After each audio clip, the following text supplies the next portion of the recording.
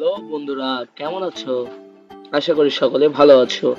আজকে তোমাদের জন্য এমন একটি ভিডিও নিয়ে আসলাম। এই ভিডিওটা হচ্ছে একটি রোবট এবং তার বন্ধু রিহানকে নিয়ে। দুজন মিলে কিভাবে আমাদের এই পুরো পৃথিবীর ডাটা হ্যাকিং থেকে রক্ষা করলো, আজকের গল্পটা সেই বিষয় হতে চলেছে। তাই যারা যারা এখনো আমাদের চ্যানেলটি সাবস্ক্রাইব করেনি, অবশ্যই সাবস্ক্রাইব করবে। ধন্যবাদ।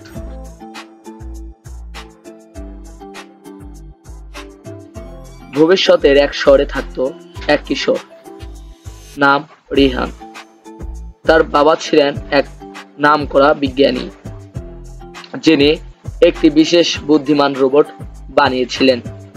রোবটটির নাম ছিল বুনো। দেখতে ছোট কিন্তু খুব চালাক। মানুষের মতো কথা বলতে পারতো, হাসতে পারতো, এমনকি চিন্তাও করতে পারতো। একদিন শহরের সব ডেটা সেন্টারে হঠাৎ করে হ্যাকিং হয়ে যায়। সব বিদ্যুৎ, ইন্টারনেট ও ট্রাফিক নিয়ন্ত্রণ বন্ধ হয়ে যায়। শহরের মানুষ আতঙ্কে পড়ে যায়। রিয়ানের বাবা অফিসে আটকে পড়েন। তখন রিয়ান ও তার রোবট বুনো মিলে ঠিক করে তারা কিছু একটা করবে। রিহান জানতো এই হ্যাকিং হয়েছে একটি পুরনো সফটওয়্যারের ফাঁক ফোকর দিয়ে।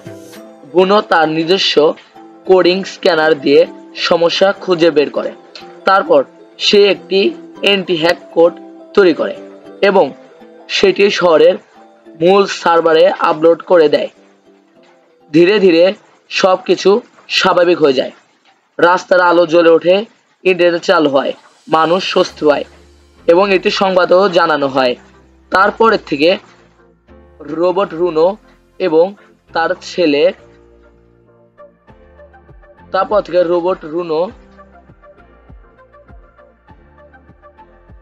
তারপর থেকে রোবট বুনো এবং সেই বিজ্ঞানী ছেলে রিয়ান খুবই জনপ্রিয় হয়ে যায় এবং তাদেরকে সবাই ধন্যবাদ জানায়। এই গল্প দ্বারা আমরা শিখতে পেলাম যে প্রযুক্তি ভালো কিংবা খারাপ নয়, এটি কিভাবে ব্যবহার করা হচ্ছে সেটাই আসল। আর বন্ধুত্ব বুদ্ধি একসাথে থাকলে কোনো সমস্যাই কঠিন নয়। কেমন লাগলো গল্পটা? ভালো লাগলে আমাদের চ্যানেলটা সাবস্ক্রাইব করবেন। ধন্যবাদ।